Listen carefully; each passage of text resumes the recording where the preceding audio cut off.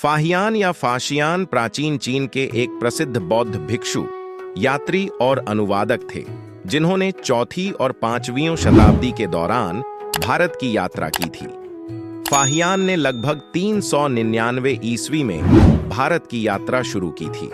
उन्होंने 14 वर्षों तक यात्रा की, जिसमें उन्होंने मध्य एशिया, भारतीय उपमहाद्वीप और दक्षिण पूर्व एशिया के विभिन्न क्षेत्रों का दौरा किया। उनकी यात्रा का मुख्य उद्देश्य बौद्ध ग्रंथों को एकत्र करना और उन्हें चीन वापस लाना था।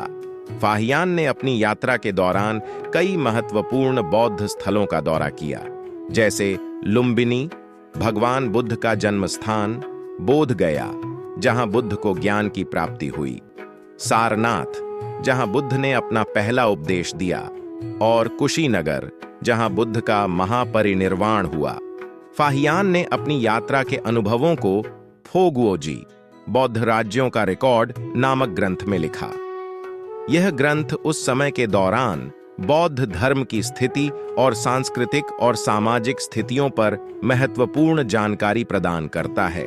फाहियान ने कई महत्वपूर्ण बौद्ध ग्रंथों को चीन वापस लाने का श्रेय प्राप्त किया। उन्होंने कई ग्रंथों को चीन में लाकर उनका चीनी भाषा में अनुवाद किया। उनके प्रयासों ने चीन में बौद्ध धर्म के प्रसार और विकास में महत्वपूर्ण योगदान दिया।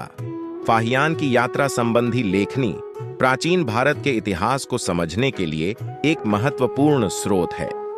उनके लेखन से उन क्षेत्रों के भूगोल, रीति रिवाजों और प्रथाओं के बारे में महत्वपूर्ण जानकारी मिलती है, जिनका उन्होंने दौरा किया। भारत में कई वर्षों तक रहने के बाद फाहियान समुद्री मार्ग से चीन लौटे। वापसी के दौरान वे श्रीलंका और सुमात्रा, आधुनिक इंडोनेशिया में रुके और फिर अंततः अपने घर पहुंचे। उनकी वापसी यात्रा के दौरान उन्हें खतरनाक समुद्री यात्राओं का सामना करना पड़ा, जिसका उन्होंने विस्तार से वर्णन किया है। फाहियान के योगदान को चीनी और भारतीय इतिहास में बहुत सम्मान के साथ याद किया जाता है, और उनकी लेखनी आज भी ऐतिहासिक और सांस्कृतिक ज्ञान का एक महत्वपूर्ण स्रोत बनी हुई है।